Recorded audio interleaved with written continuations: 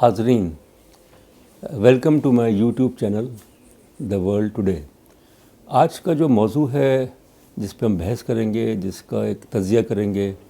تنقیدی سوچ کے ساتھ، کہ کیا پاکستان کشمیر کو کھو چکا ہے؟ دا فال آف کشمیر۔ اس کی وجہ یہ ہے کہ جب سے بھارت نے یک طرفہ طور پہ پچھلے سال اگست میں جموں اور کشمیر کی خصوصی حیثیت ختم کی، آرٹیکل 370 اس کو ختم کیا، اس کے بعد سے یہ ڈیبیٹ چل رہی ہے خاص طور پہ پاکستان میں،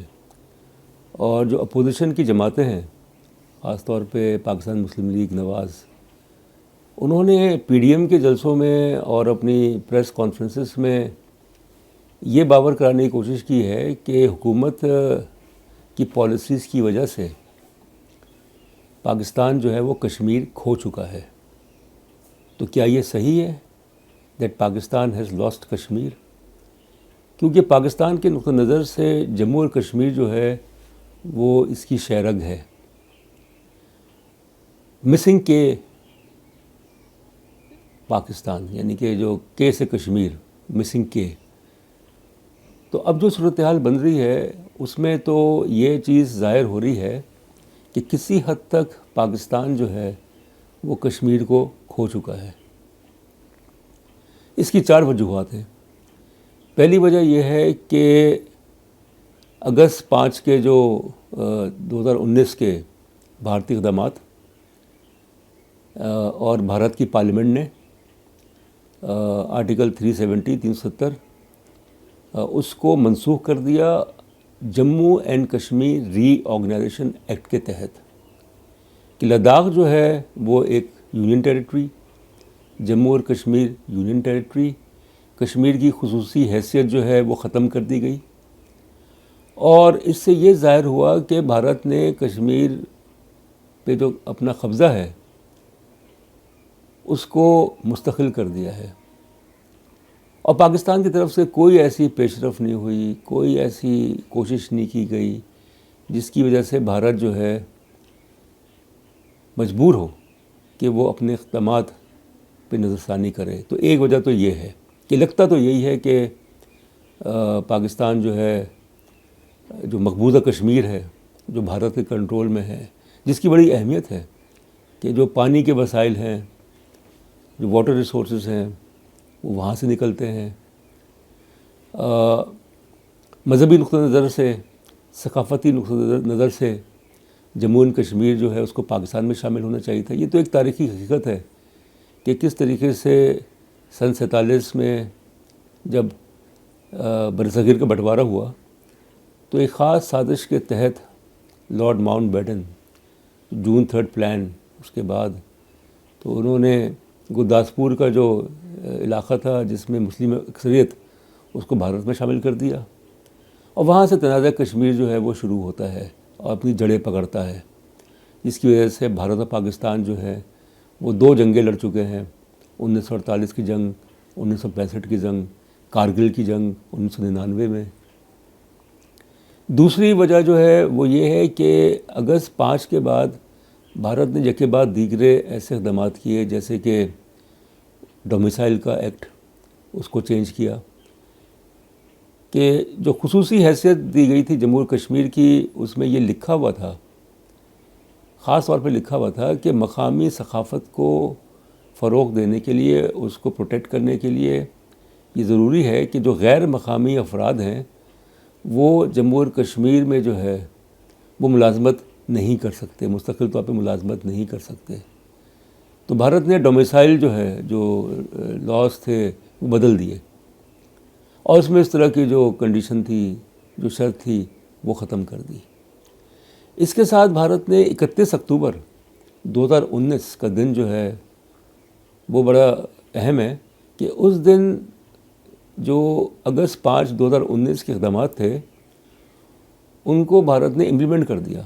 کہ جموں اینڈ کشمیر کا جو سیکریٹریٹ سری نگر میں ہے، اس میں جموں اور کشمیر کا پرچم اتار کے بھارت کا ترنگا، یعنی بھارت کا جو پرچم ہے اس کو لہرا دیا۔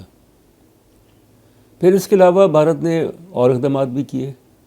جس میں سے ایک قدم تو یہ ہے جس کی وجہ سے بھارت میں جموں اینڈ کشمیر میں جو بھارتی Indian occupied Jammu and Kashmir ہے، اس میں 31 اکتوبر کو ہڑتال کی گئی 2020، اور وہ ہڑتال جو وادی کے جو مسلمان جو اکثریتی جو ہیں لوگ، انہوں نے اس لیے کی کہ بھارت نے ایک پالیسی کے تحت جو اراضی ہے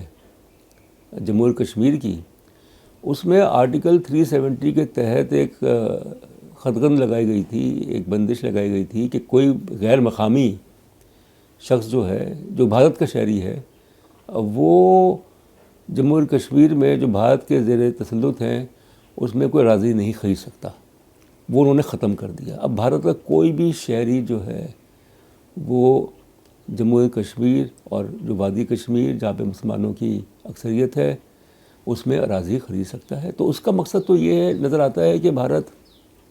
کی کوشش ہے کہ اگلے 5 سے 10 برسوں کے دوران جو وادی کا مسلم تشخص ہے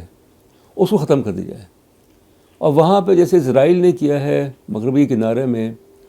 کہ کئی درجن جو یہودی بستیاں بنا دی ہیں، اور مغربی کنارہ جو کہ 1967 کی جون 67 کی عرب اسرائیلی جنگ میں اسرائیل نے اس پہ قبضہ کیا، مشرقی یروشلم میں قبضہ کیا، بیت المقدس پہ قبضہ کر لیا۔ تو اب یہ وہاں صورتحال ہے کہ جو فلسطینی آبادی جو پہلے ایک واضح اکثریت رکھتی تھی مغربی کنارے میں، ویسٹ بینک میں، تو وہ اکثریت جو ہے وہ آہستہ آہستہ ختم ہوتی جا رہی ہے۔ تو بھارت نزدیک تو یہ ایک ماڈل ہے جس کو کہ وہ کوشش کر رہا ہے کہ وادی کشمیر میں جہاں پہ 90% مسلمانوں کی آبادی ہے، اس کا مسلم تشخص جو ہے، ثقافتی جو اس کا تشخص ہے، وہ ختم کر دی جائے، اور جو بھارتی شہری ہیں وہ وہاں پہ اراضی خرید لیں، زمین خرید لیں، جیسے یہودیوں نے کیا تھا جب 1917 میں بیلفور ڈکلیریشن کے بعد، اور جب مینڈیٹ سسٹم پیلسٹائن جو ہے وہ برطانیہ کو ملا، تو یہودیوں نے وہاں پہ زمینیں خریدنی شروع کر دیں، اور پھر وہ آہستہ آہستہ انہوں نے اس پہ قبضہ کر لیا۔ تو اس طرح سے تو کہا جا سکتا ہے کہ بھارت جو ہے اس نے کشمیر میں جو اس کے زیر قبضہ مقبوضہ کشمیر کے علاقے ہیں اس پہ اپنا تسلط جو ہے مزید مضبوط کر دیا ہے۔ تیسری چیز یہ ہے کہ جو پچھلے سال اکتوبر میں Jammu and Kashmir liberation front JKLF،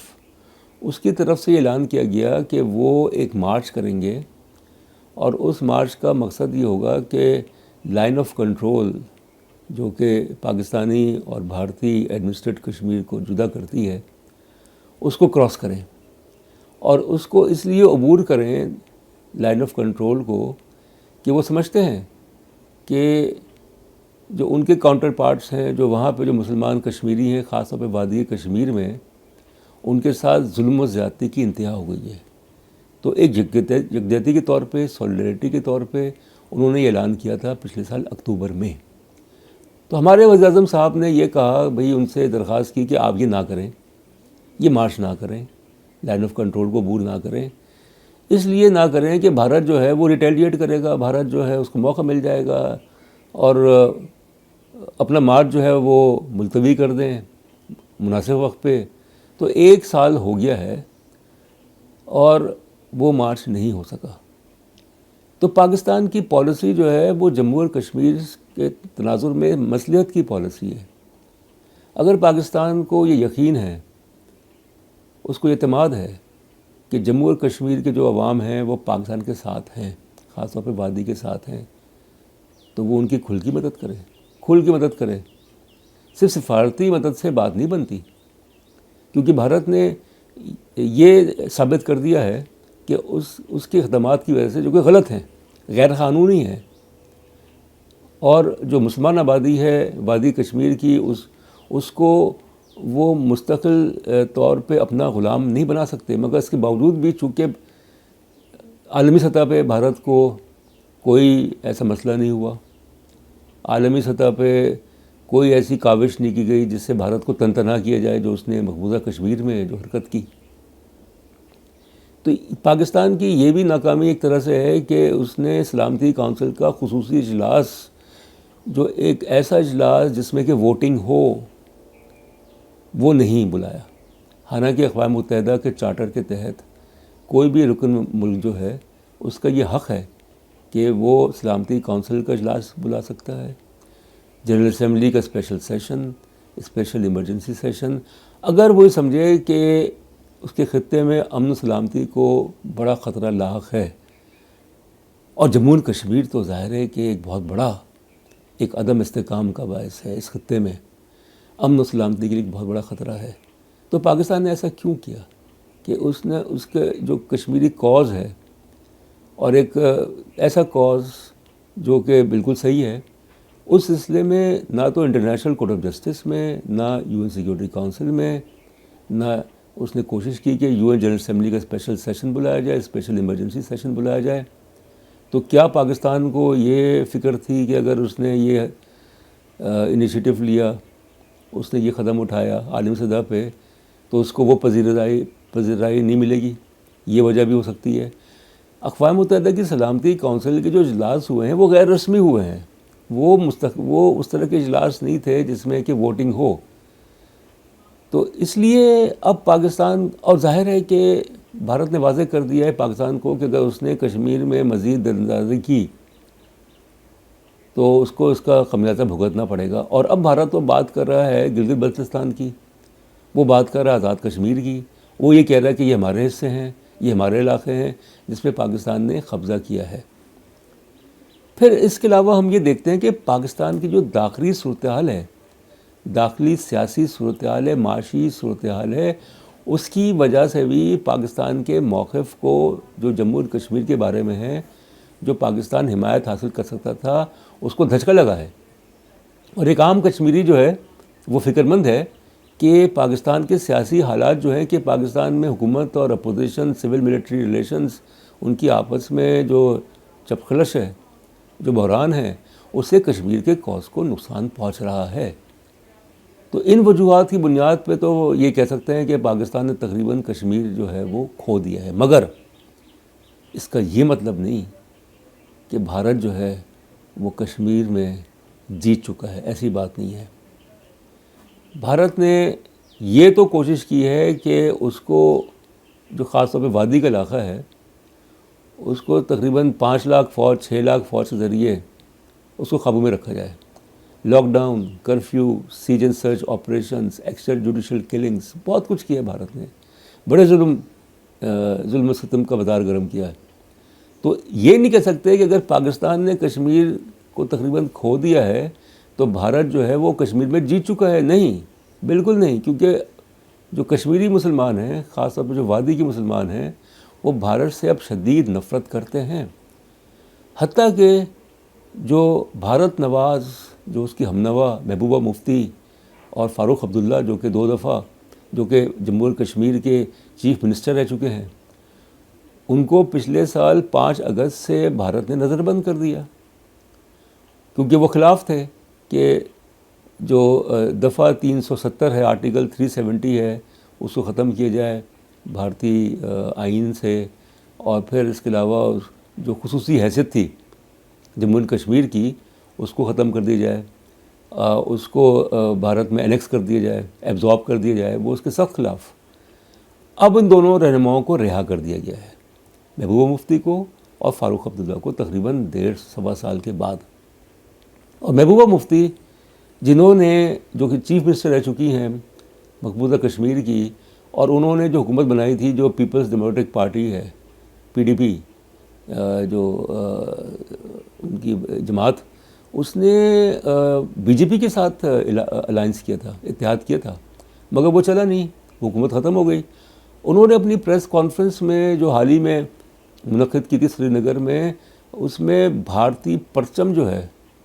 اس کو کہا کہ ہم اس کی اب عزت نہیں کرتے، بھارتی پرچم کی۔ اور اپنی میز پہ جو پریس کانفرنس انہوں نے کی، جو ٹیبل تھی، اس میں انہوں نے جموں و کشمیر کا پرچم جو ہے اس کو نمایاں کیا، بھارتی پرچم کو نہیں کیا، اور کہا کہ اب ہم بھارت کے ساتھ نہیں رہ سکتے جب تک کہ بھارت جو ہے وہ جموں و کشمیر کی خصوصی حیثیت تسلیم نہ کرے، آرٹیکل 370 دوبارہ ریسٹور نہ ہو،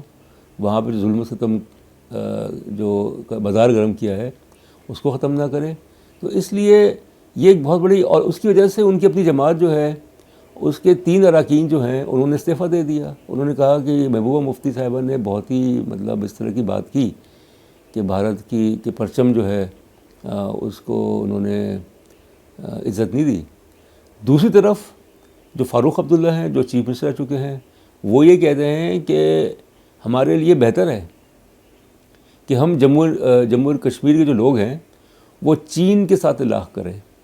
بھارت کے ساتھ نہیں، کیونکہ بھارت نے ہمیں مایوس کیا ہے. ہم چین کے ساتھ بہتر طریقے سے رہ سکتے ہیں، چین کا حصہ، عوامی جمہوریہ چین کا حصہ بن گئے. تو ناظرین یہ صورتحال ہے کہ پاکستان ٹھیک ہے وہ کشمیر تقریباً کھو چکا ہے، مگر اس کا مطلب یہ نہیں کہ بھارت جو ہے وہ کشمیر میں جیت چکا ہے. یہ ایک ایسا مسئلہ ہے جس کی وجہ سے جو کشمیری عوام ہیں ان کی 4 نسلیں بھگت چکی ہیں. اور اصل تو یہ ہونا چاہیے، اصل اس مسئلے کا حل تو یہ ہونا چاہیے کہ جموں اینڈ کشمیر کے عوام سے پوچھا جائے، ان کو یہ حق دیا جائے کہ وہ بھارت کے ساتھ رہنا چاہتے ہیں، پاکستان کے ساتھ، جو کہ UN سیکورٹی کونسل کے ریزولوشنز تھے. اور اس میں ایک چیز کا اضافہ کیا جائے، اگر وہ آزاد ہونا چاہتے ہیں کہ ایک آزاد کشمیری ریاست جس میں جموں اینڈ کشمیر، جس میں لداخ، جس میں گلگت بلتستان، تمام علاقے جو کہ disputed territory of Jammu and Kashmir میں شامل ہیں، ان کے عوام کو یہ موقع دیا جائے کہ ان کو یہ جمہوری حق دیا جائے. کیونکہ یہ دیکھا گیا ہے کہ جو حالات ہیں سن 47 کے بعد سے، اس میں جو کشمیری عوام ہیں انہوں نے بہت سفر کیا ہے. اور یہ وقت آ گیا ہے